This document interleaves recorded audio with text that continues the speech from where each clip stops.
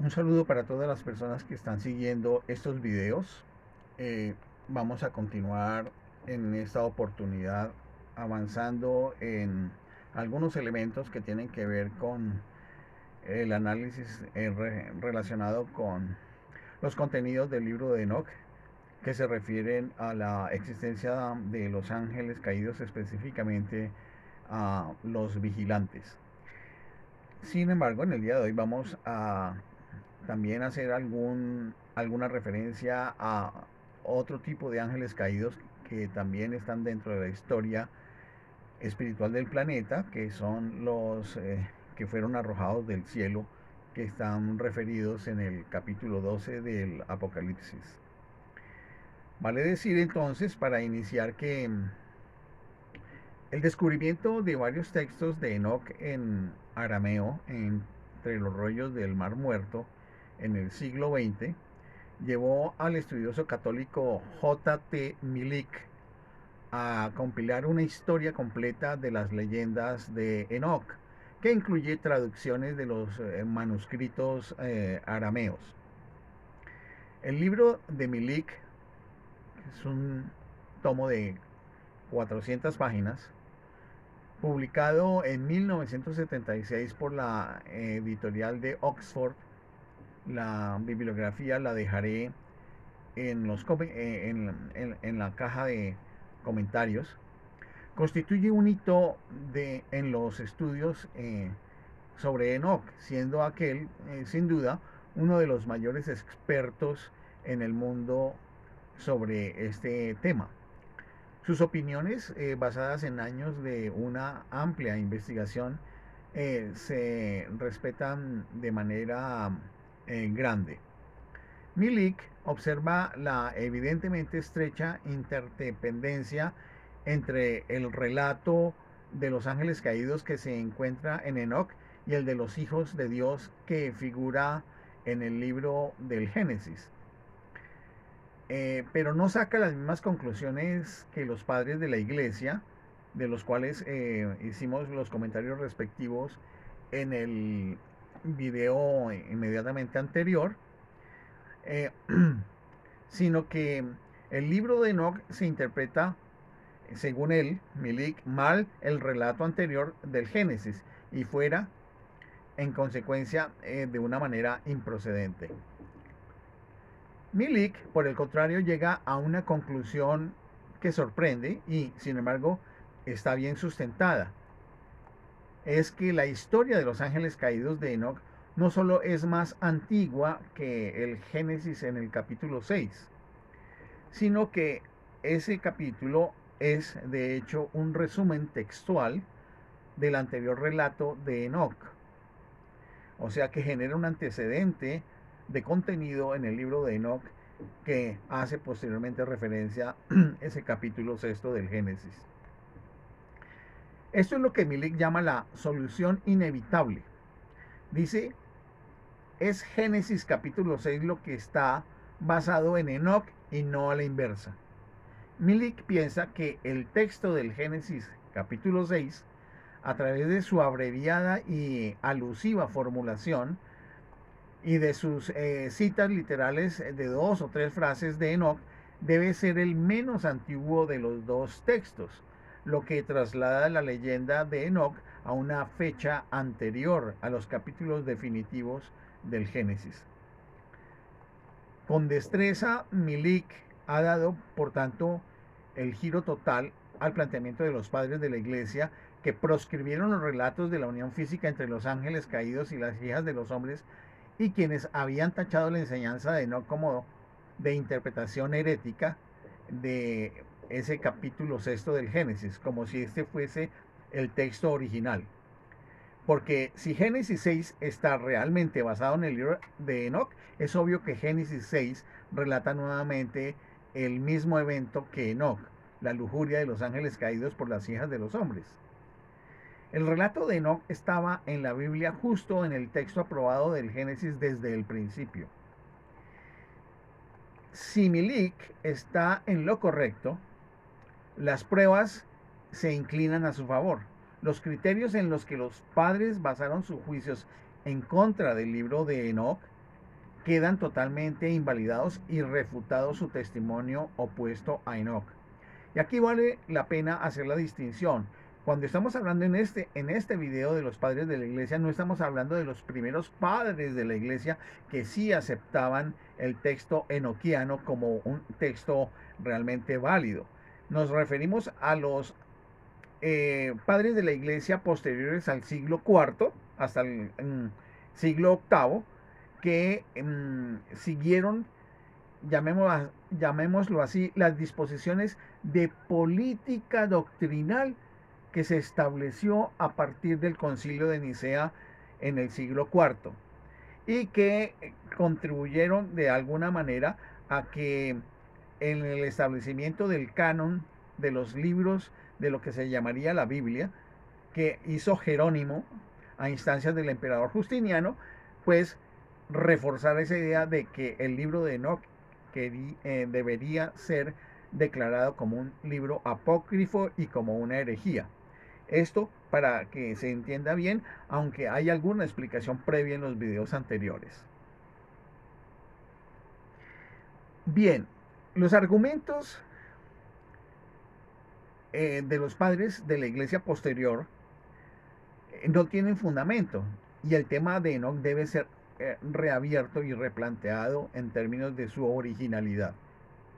Sin embargo, el lector astuto podría preguntarse, si el Génesis 6 nos habla de la caída de los ángeles por lujuria, ¿qué hay de la otra caída bíblica, la del arcángel por orgullo, relatada por Isaías y advertida, mejor aún, utilizada por posteriores padres de la iglesia hace mucho tiempo y que está referida también en el Apocalipsis? Una vez más, los estudiosos del siglo XX proporcionan una respuesta que resulta inalcanzable en la era patrística, es decir, la era de los padres de la iglesia.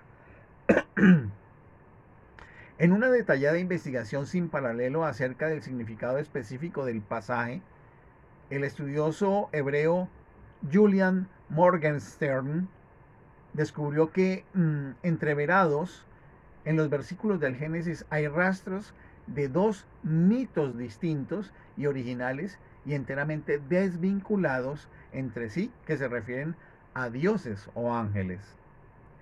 En su muy admirable exégesis de Hebrew Union College de 1939, Morgenstern demuestra que originalmente conocían los miembros de la tradición dos relatos distintos sobre caídas de ángeles.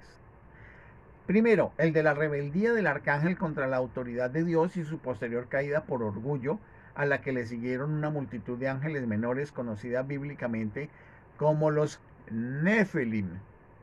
Entiéndase, los caídos.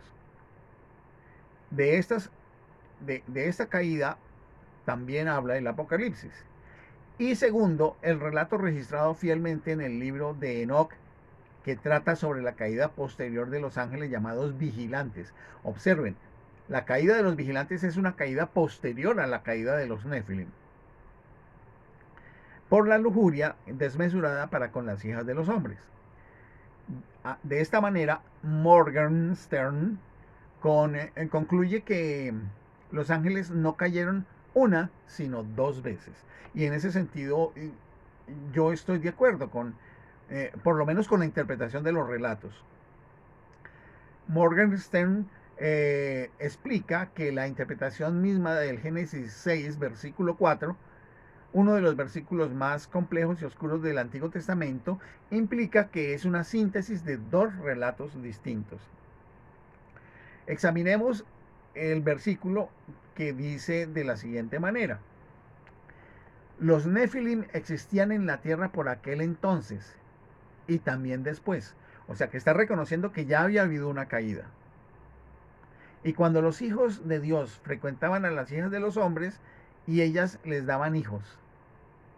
El texto establece de lado a lado dos hechos concretos. Primero, que había en la tierra seres llamados Nefilim, que algunos han denominado los dioses Nefilim. El segundo, que seguía que seguían allí cuando los hijos de Dios, o sea, los otros ángeles, bajaron y se unieron a las hijas de los hombres. Es evidente, afirma Morgan Stern, que los Nephilim son ángeles caídos que ya estaban en la tierra cuando cayeron también los hijos de Dios, los otros ángeles que describe Enoch por lujuria, los conocidos como los vigilantes. Pero, ¿cómo fue que llegaron los Nephilim aquí a la tierra? Allí es donde señala Morgenstern, encajan el arcángel rebelde y la caída por orgullo. Se trata del primero de dos sucesos celestiales enteramente independientes. Lo que parece haber causado confusión escritural en los últimos tiempos es el polisémico término Nephilim. La sinopsis en Génesis 6 es tan concisa y abreviada que al parecer se tornó indescifrable para los posteriores judíos. Aquí vale la pena también señalar lo siguiente. En algún momento, en algunos textos, pudo aparecer que los hijos de Dios, al unirse con las hijas de los hombres, generaron los gigantes que los llamaron Nephilim. Y esto es erróneo, para que lo tengan en cuenta. Es erróneo, porque los Nephilim son los ángeles caídos que estaban liderados por el arcángel rebelde. Y los vigilantes, los watchers, son los ángeles que cayeron por lujuria al unirse y copular con las hijas de los hombres. Hay quien abrigó la idea de que los Nephilim eran lo mismo que los hijos de Dios en ese versículo, volviendo al capítulo 6, el versículo 4. Mientras que otros pensaron que los Nephilim eran los hijos malvados de los hijos de Dios y las hijas de los hombres. Aquí vuelvo y lo reitero la explicación que hice hace un instante. Este último malentendido aparece en el libro de los jubileos y en algunas ediciones del material que trata sobre los temas de Enoch. Pero esa forma de interpretación es errónea. Por si esta confusión fuera poco, la versión Septuaginta griega tardía, traducción de las escrituras hebreas, tradujo la palabra Nephilim por gigantes. Y ahí es donde justamente se da esa confusión, eliminando con ello todas las connotaciones de ángeles caídos. Los gigantes malvados, los hijos de los vigilantes y de las hijas de los hombres, fueron conocidos por los hebreos concretamente como los Giborim o Giborim, literalmente héroes u hombres poderosos, que eso sí en algunas traducciones vienen como los héroes de antaño. Pero editores posteriores en la confusión confundieron a los Nephilim con estos Giborim y también con los gigantes que aparecen en el libro de los Números, capítulo 13, versículo 33, los Anakim, o sea, los hijos de Anak. Morgenstern observa además que el término Nephilim está en voz pasiva, es decir, aquellos que fueron hechos para caer o aquellos que fueron arrojados, que serían las dos significaciones de la expresión Nephilim. El término griego del Nuevo Testamento, ebletesan, transmite precisamente el mismo significado. Entiéndase, y fue arrojado el gran dragón, la serpiente antigua, el llamado diablo y Satanás, el seductor del mundo entero, fue arrojado a la tierra y sus ángeles fueron arrojados con él. Esta variante de la palabra Nephilim es enteramente diferente a la voz activa de la forma verbal, que es Nophilim. Esto es, aquellos que cayeron por propia voluntad o de manera natural. Aquí referido a los rebeldes.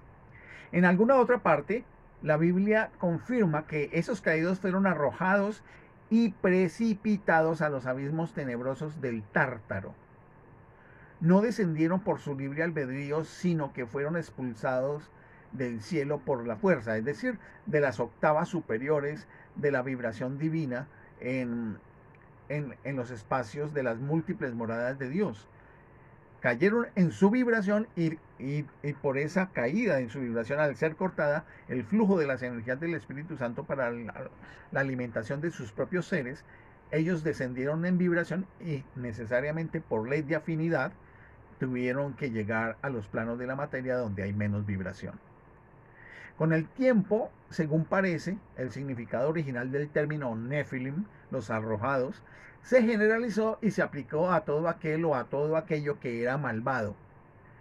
Así, los gigantes Giborim, nacidos de los lujuriosos vigilantes y de las hijas de los hombres, pudieron haber sido llamados Nephilim, simple y llanamente porque también habían caído como los Nephilim originales que habían caminado ya por la tierra y parecían gigantes por derecho propio. Con tantas definiciones y tantos malentendidos, complicando el término, no es sorprendente que el relato original de los Nephilim, que cayeron con el arcángel por orgullo, se haya perdido con la traducción. Sin embargo, vale la pena revisar el relato en Apocalipsis 12, que ya lo he mencionado anteriormente. Los ángeles que habían descendido de rango con la caída del orgullo del arcángel se vieron obligados a abandonar su cargo en la jerarquía del cielo, nada menos que por el arcángel Miguel. Este gran príncipe de las órdenes celestiales debió librar una guerra cósmica y enzarzarse en combate directo con los rebeldes a fin de forzarlos a entregar su cargo. El Evangelio de Bartolomé, que es un evangelio apócrifo, desarrolla con más detalle la causa de la caída del arcángel. Sería interesante que ustedes pudieran buscar dentro de la web el Evangelio de Bartolomé. Deben haber textos en los cuales puedan encontrar este relato. Esta obra apócrifa explica que puso en evidencia su orgullo cuando se negó a hincarse, es decir, a admitir al Cristo. ¿Qué significa esto? Cuando el arcángel Lucifer se negó a admitir la autoridad de la mente divina en la creación. Recuerden que el Cristo es la mente divina, es la mente de Dios.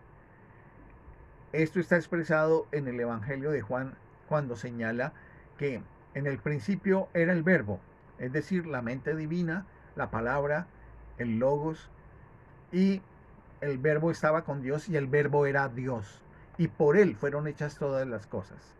Es decir, que la mente divina es el Hijo, y por el Hijo fue que fueron creadas todas las cosas. Y en este sentido, al negarse a reconocer la autoridad del Cristo ante los hombres creados por Dios, porque consideraban que los hombres eran menos que ellos, así en los hombres estuviera la semilla de la mente divina, es decir, la mente del Cristo, como un proceso de crecimiento hasta llegar a la automaestría para obtener la ascensión. No lo quisieron admitir y por ello cayeron. Y este es parte de ese drama cósmico que ojalá en esta explicación que esté dando logre que ustedes lo entiendan lo mejor posible, porque ahí es donde se comprende mejor por qué ese rencor y ese odio de los ángeles caídos por los seres crísticos, es decir, por las humanidades que tienen una chispa divina y una conciencia crística junto con su presencia yo soy. El relato del Apocalipsis 12 refuerza el tema apócrifo. El gran dragón del Apocalipsis, el llamado Diablo y Satanás, es amenazado por el nacimiento del hijo de la mujer, vestida de sol, por lo que busca devorar a su hijo tan pronto como naciese. Ya se está refiriendo al nacimiento de la mente divina, del Cristo en la humanidad. La falta de respeto del dragón para con el hijo varón, hijo de la mujer e hijo de Dios. Aquí estamos hablando de el hijo de la mujer, es Dios madre en su aspecto femenino, e hijo de Dios, Dios Padre en su aspecto masculino, el alfa y el omega y el alfa.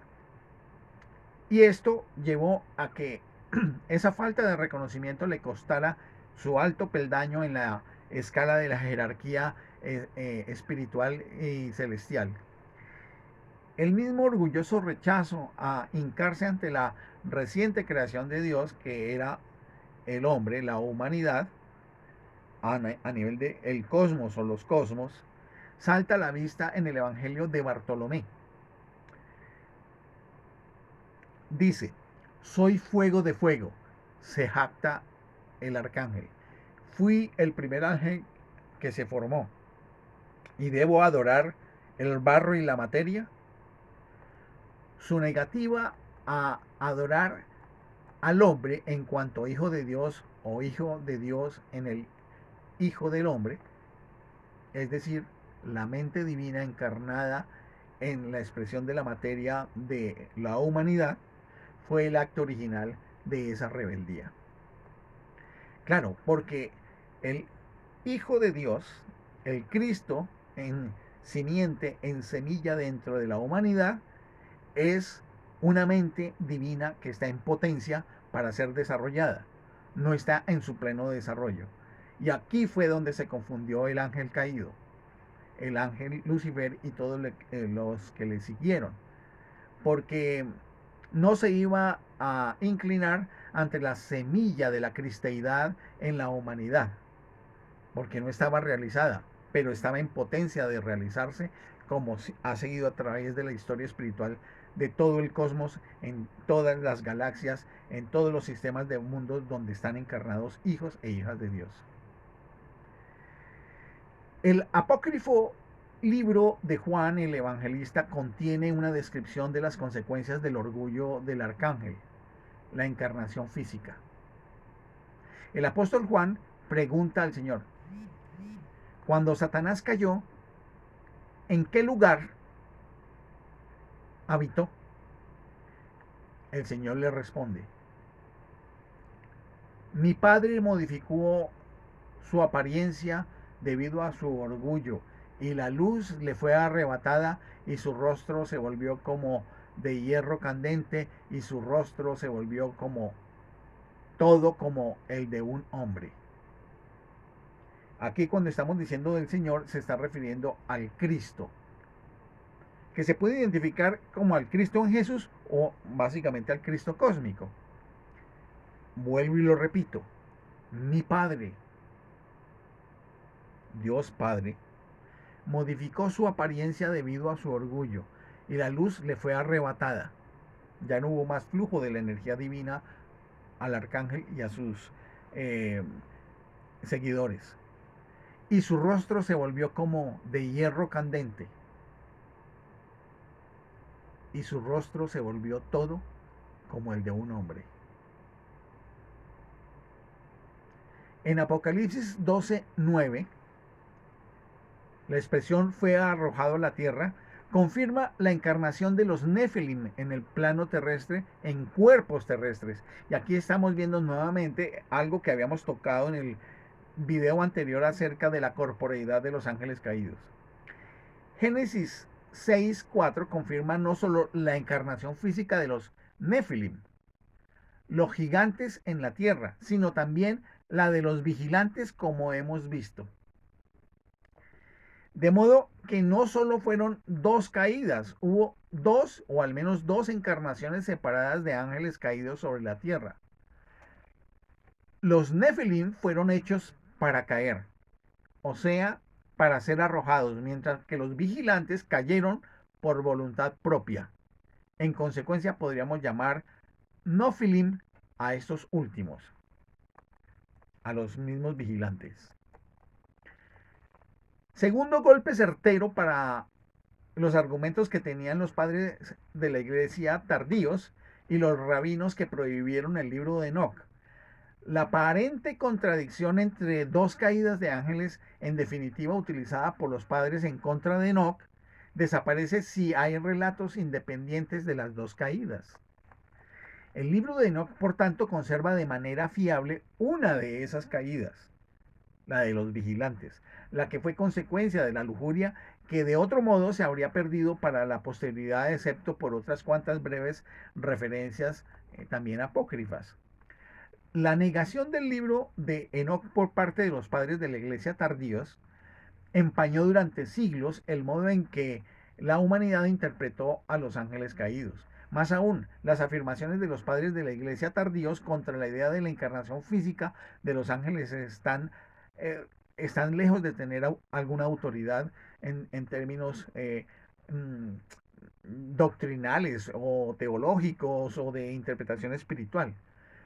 Pruebas lingüísticas sustentan la teoría de que los judíos de la antigüedad creían que los ángeles caídos encarnaban físicamente en cuerpo humano.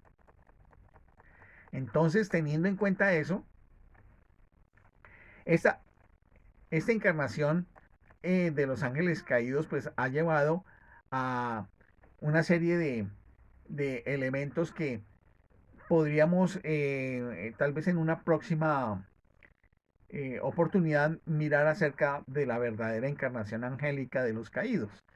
Por lo pronto, esta distinción de las dos caídas, la de los Nephilim y la de los vigilantes, amerita que se tenga en cuenta esa distinción.